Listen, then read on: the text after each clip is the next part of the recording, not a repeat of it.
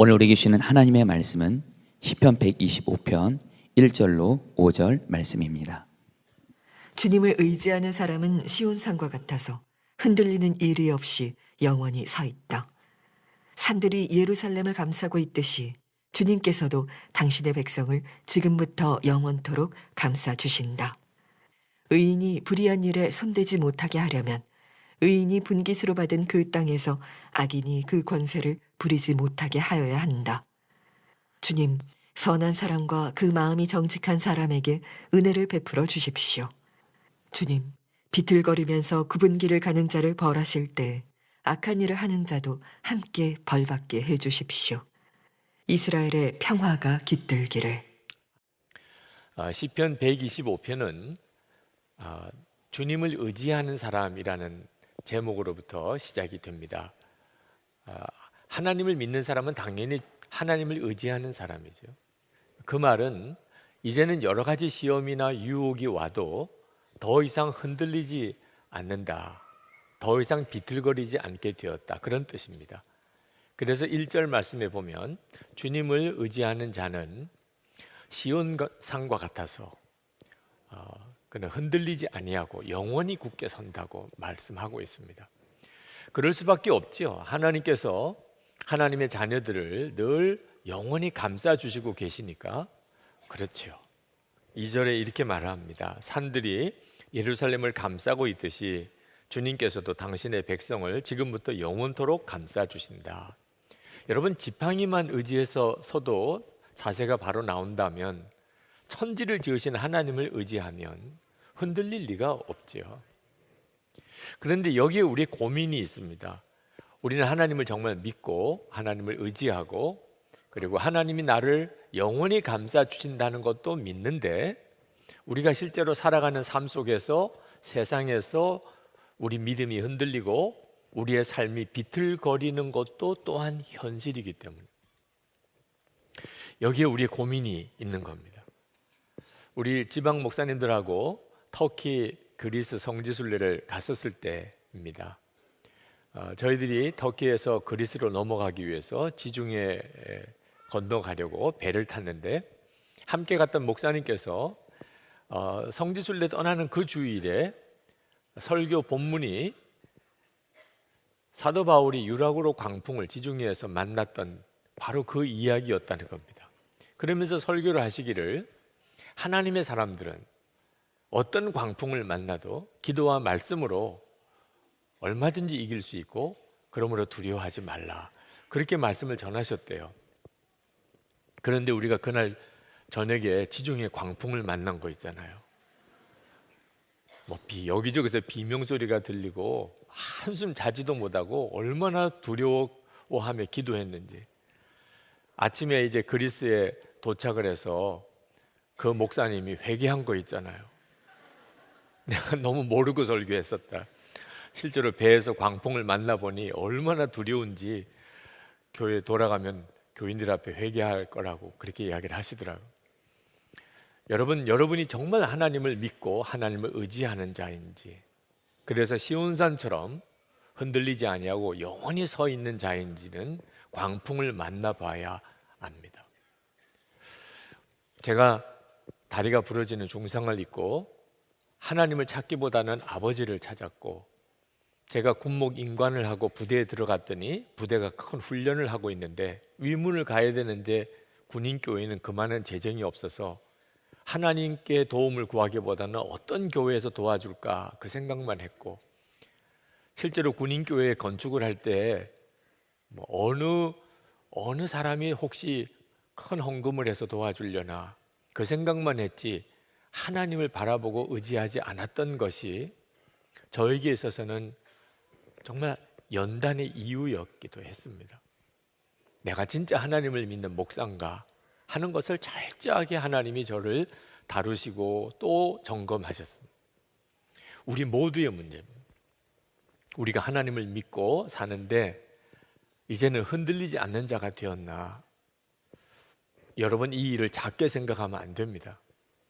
우리가 하나님을 믿고, 그리고 하나님이 우리를 영원히 감싸 주시지만 우리가 세상에서 살아가는 동안에 계속 비틀리는 일, 또 흔들리는 일이 생기는 이유는 마귀가 성도라도 교회라도 어떻든지 흔들리게 만들고 비틀거리게 해서 무너뜨리려고 하고 있기 때문에 그렇습니다.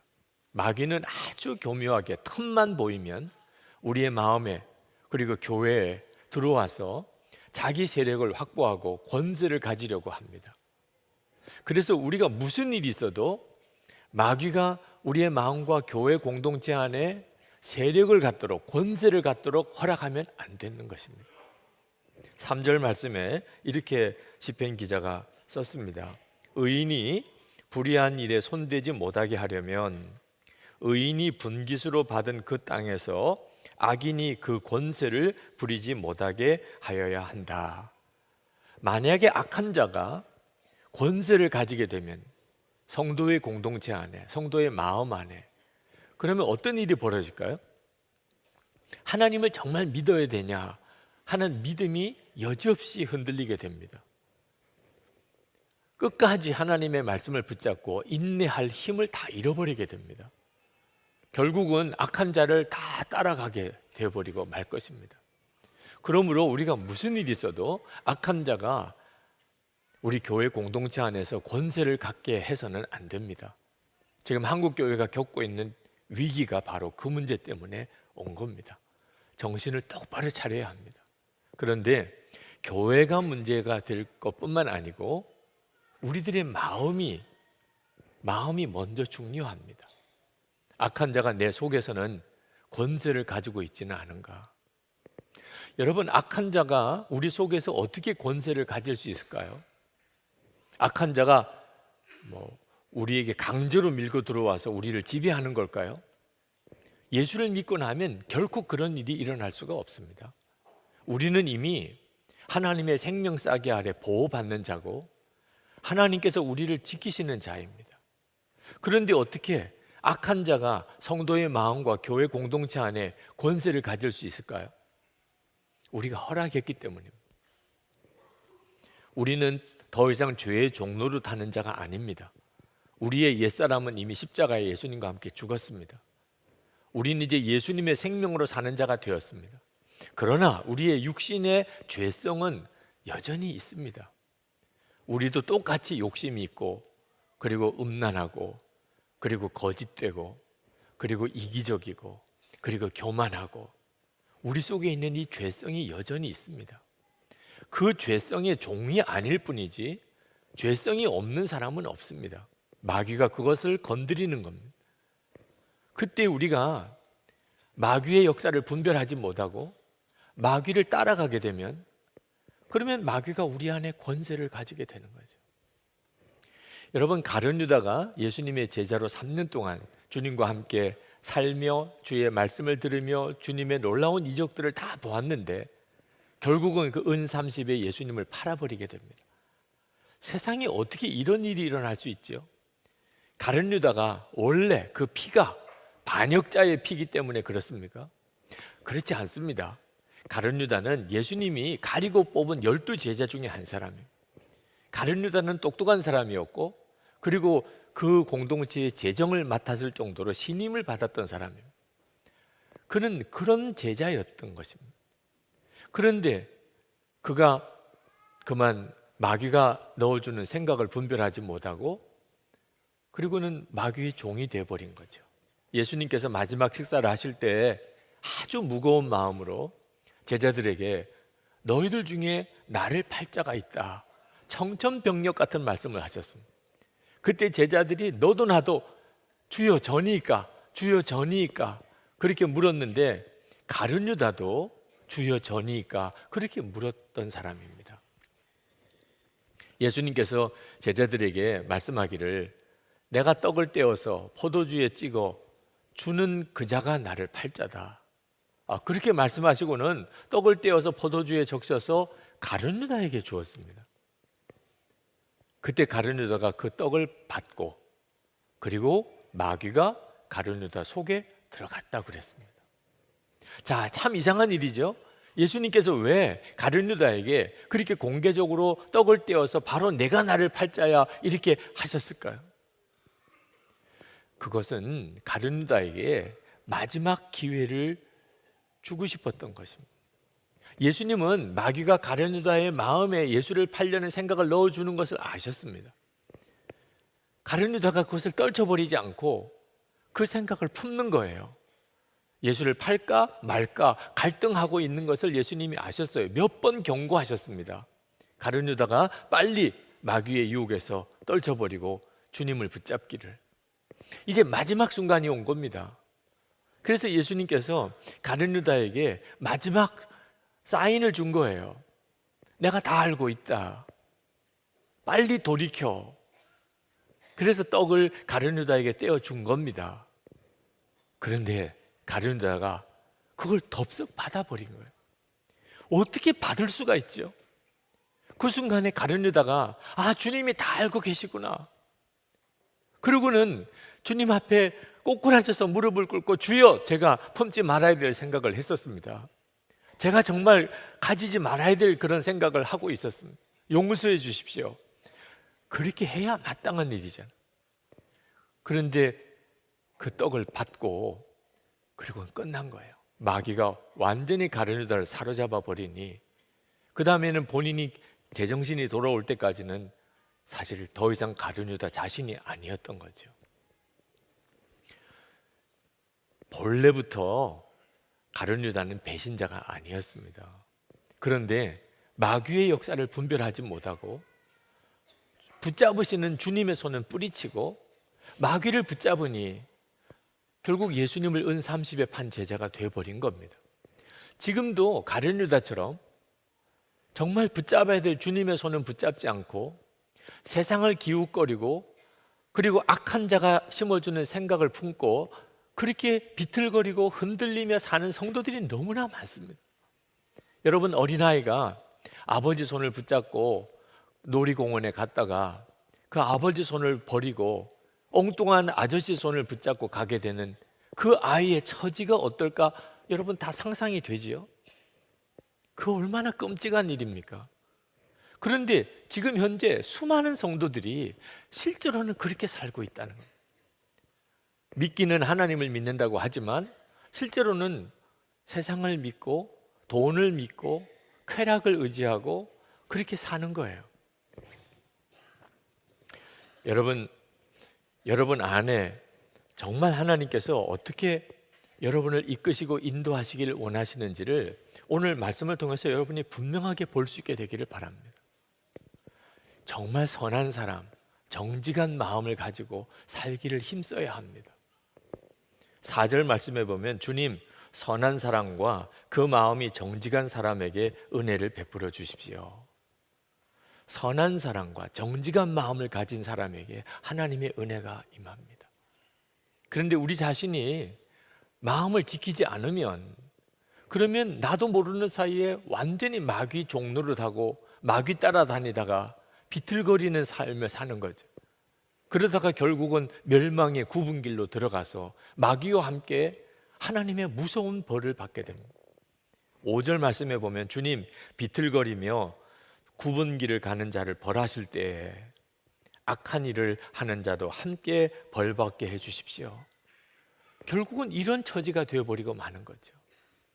러시아가 공산혁명이 일어나기 바로 그 당시에 러시아는 겉으로는 하나님을 정말 잘 믿는 나라 같았습니다. 거리 이름도 성경에서 따오고 음식 이름조차도 성경에서 따오고 무슨 물건 하나를 만들어도 성경 이름 따서 이름을 붙이고 그랬던 나라입니다. 그런데 공산혁명이 일어납니다. 125만 명의 러시아의 황족들과 귀족들과 장군들이 시베리아, 영하 40도 이하의 시베리아 벌판으로 쫓겨가게 됩니다. 근데 그때 그들이 뭘 가져갔는 줄 아십니까? 화차에, 수백 대의 화차에 황금 보석을 싣고 갔습니다.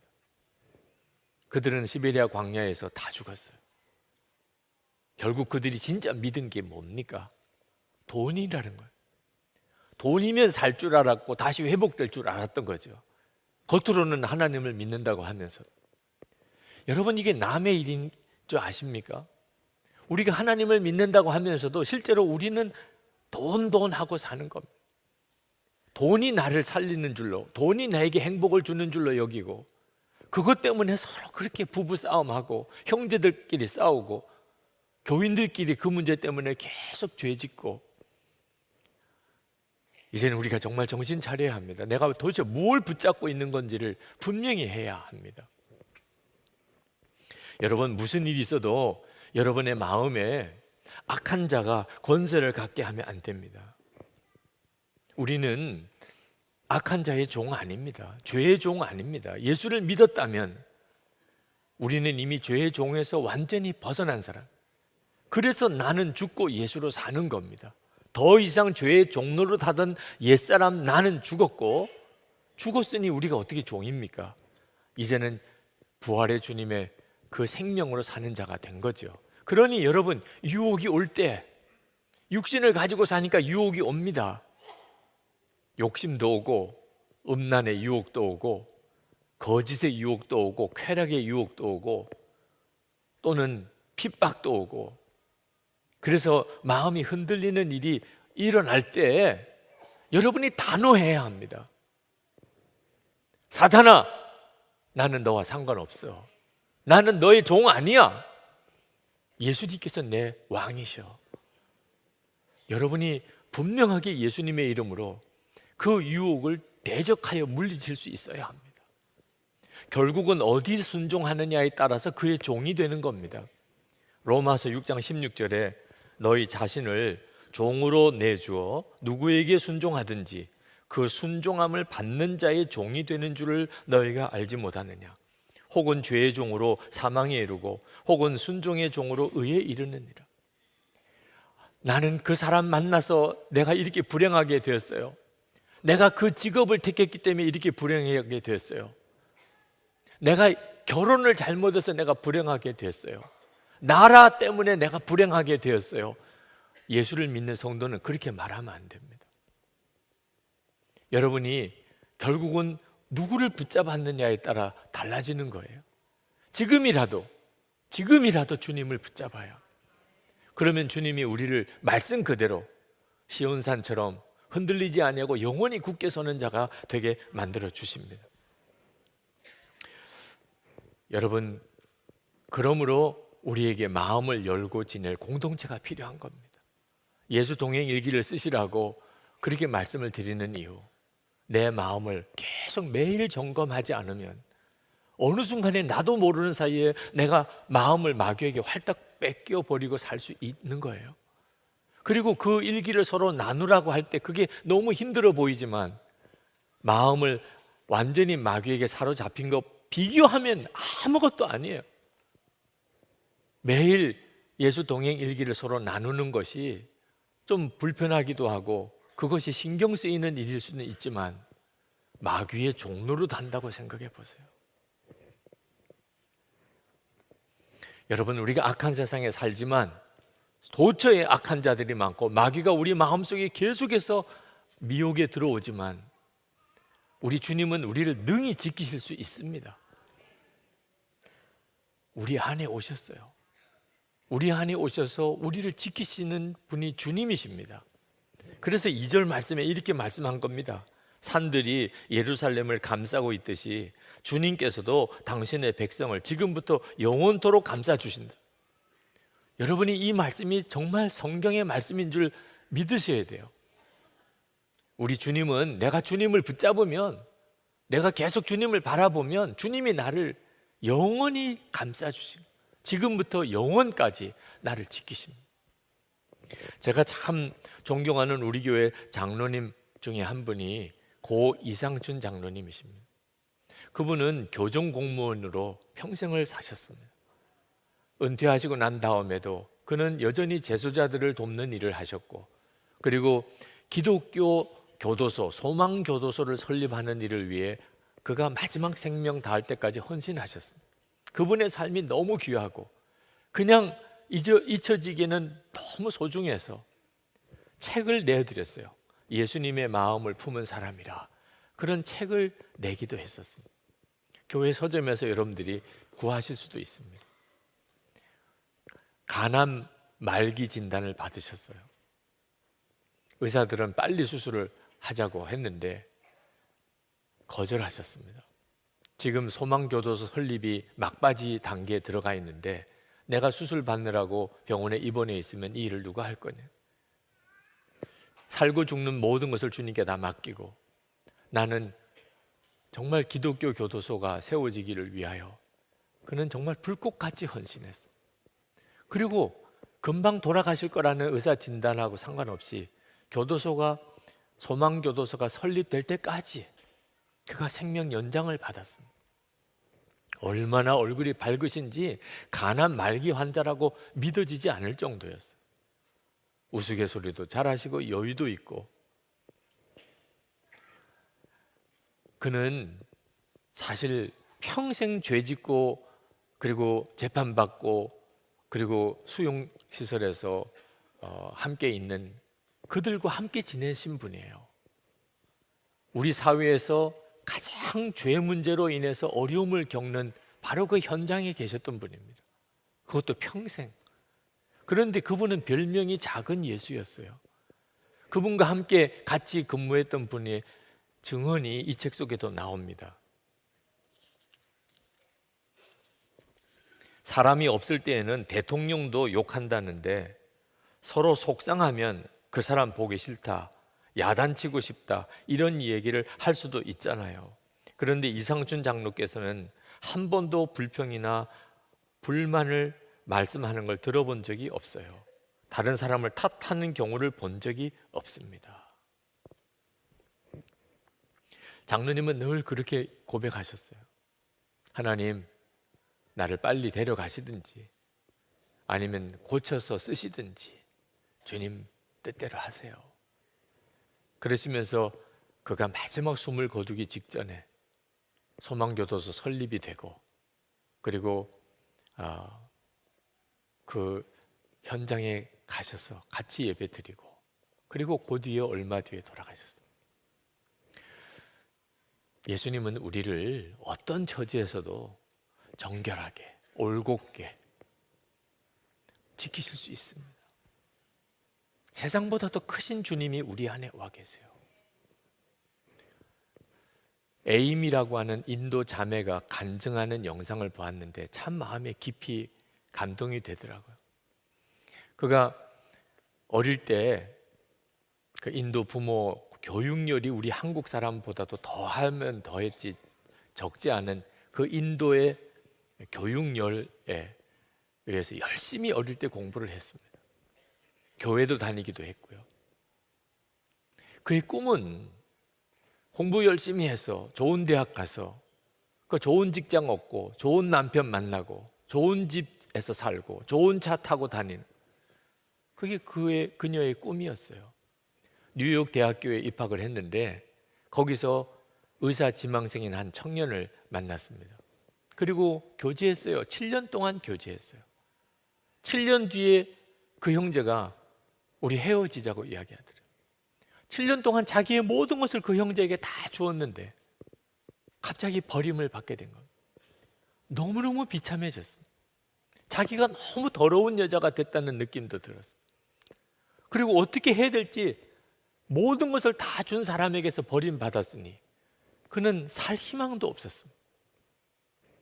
그때 그가 늘 지나치던 뉴욕 맨하튼 스퀘어 교회 거기에 기도회에 참석을 하게 됩니다. 설교를 들을 때도 울었고 기도하는 시간에도 울었고 찬송하는 시간에도 울었어요. 자기 자신이 너무 비참하니까 너무 더러운 여자가 됐고 이제는 살 희망도 없다고 생각했으니까 눈물밖에 나오지 않았습니다. 근데 그렇게 우는데 찬양단의 찬양 노래의 가사가 마음에 박혀 들어오기 시작하는 겁니다. 이해할 수 없는 가사예요. 자기는 7년 동안 믿었던 그 남자에게 모든 것을 다 주고 버림받은 사람이에요. 그런데 그런 자기를 위해서 생명을 주신 주님이시라니 세상에 이게 말이 되는가? 그 찬양 가사는 이런 것이었습니다. 놀라우신 그 사랑 어떻게 그러실 수가 있었나요? 어떻게 왕이신 주께서 나를 위해 돌아가실 수 있었나요? 그는 어릴 때부터 교회를 다녔기 때문에 예수님의 십자가에 대해서 생소한 게 아니었지만, 그날 그가 정말 버림받은 여자로서 그 예배에 참석해서 그때 들었던 십자가의 사랑, 무조건적인 용서, 그 메시지는 그 자매에게는 정말 충격이었습니다. 그분은 나를 위해 죽으셨다는데 나는 그분을 위해서 한 게 아무것도 없어요. 그날 그는 예수님을 진짜 마음에 주님으로 영접합니다. 그리고 인생이 완전히 바뀌어져 버렸어요. 지금은 전 세계를 다니면서 하나님의 말씀을 전하는 사역자가 됐어요. 여러분은 도대체 무엇에다가 여러분의 인생을 바치고 있습니까? 정말 믿을 만한 것에 바치고 있는 겁니까? 시간도 바치고 재정도 바치고 여러분의 관심도 열정도 도대체 뭘 붙잡고 어디다가 바치고 있는 거죠? 그렇게 내가 모든 것을 다 바쳤는데 결국은 나에게 돌아온 것은 배신이고 버림받은 것이다. 얼마나 많은 사람의 인생이 그런 줄 아십니까? 주님이 붙잡으시는 손길은 부담스럽다고 외면하고, 주님 뜻대로 사는 것은 너무 힘든 길 같다고 외면하고, 그리고 세상만 붙잡고 살다가 그게 바로 비틀거리는 인생인 것입니다. 그리고 굽은 길로 가서 결국은 악한 자와 함께 멸망의 자리로 들어가는 거죠. 오늘 이 시간에 주님은 여러분 중에 내가 지금 비틀거리고 살고 있구나, 하나님을 믿는다고 하면서도 세상 따라 사는, 사람 따라 사는, 내 속에 악한 자가 권세를 가지고 있구나, 그분들을 향하여 주님이 말씀하십니다. 주님을 의지하라는 거예요. 주님만이 여러분을 다시 붙잡아 주실 수 있다는 겁니다. 예수님께서 베드로에게 이렇게 말씀하셨어요. 아주 충격적인 말씀하셨습니다. 누가복음 22장 31절 32절에 시몬아 시몬아 보라, 사탄이 밀가부르듯 하려고 너를 청구하였으나 그러나 내가 너를 위하여 내 믿음이 떨어지지 않기를 기도하였노니 넌 돌이킨 후에 내 형제를 굳게 하라. 마귀가 베드로를 쥐고 흔들고 있다는 겁니다. 베드로가 얼마나 충격을 받았을까요? 완전히 베드로를 파멸시키려고 마귀가 아주 작정을 하고 베드로에게 역사하고 있다는 거예요. 주님이 그걸 다 아셨어요. 그런데 주님이 그 베드로를 위해서 기도해 주셨습니다. 내가 넘어지겠지만 그러나 다시 일어나 내 형제들을 굳게 하는 사명자가 되라. 그렇게 기도해 주신 거예요. 실제로 베드로는 예수님을 3번이나 부인하고 저주까지 하는 처지에까지 빠지고, 그리고 완전히 낙심해서 그리고는 주님을 떠났죠. 그런데 주님이 그 베드로를 다시 세우셨습니다. 비틀거리는 정도가 아니고 완전히 무너져 쓰러진 베드로를 주님은 다시 세우셨어요. 그리고 초대교회의 위대한 사도를 쓰셨잖아요. 여러분 중에 나는 하나님의 계획에 이제는 없을 거야, 나를 아신다면 나를 쓰실 리도 없을 거야, 받아주시지도 않을 거야, 그런 사람이 있다면 오늘 주님께서 여러분을 향하여 초청하시는 것을 여러분이 믿음으로 받으시기 바랍니다. 여러분 중에 한 사람도 하나님은 관심 밖에 두신 사람이 없습니다. 그 분명한 증거로 주신 게 오늘 성찬입니다. 여러분이 성찬을 안 받겠다고 하면은 안 받게 됩니다. 의무적으로 받으시라는 것도 아닙니다. 그러나 하나님은 정말 살아계시고 나를 사랑하시고 예수님은 나를 위해 십자가에 죽으셨고 내 모든 죄를 사하시고 나를 하나님의 자녀답게 살게 하신다고 하는 사실을 믿는 사람은 한 사람도 예외 없이 성찬의 복을 다 받은 사람입니다. 여러분 마음속에 내가 그렇게 하나님에게 붙잡혀지기를 원합니다. 이제는 비틀거리고 살지 않고 시온산처럼 흔들리지 아니하고 영원히 굳게 서는 자가 되기를 원합니다. 그런 마음이 있으신 분들 오늘 성찬을 통하여 하나님의 은혜를 받으시기 바랍니다.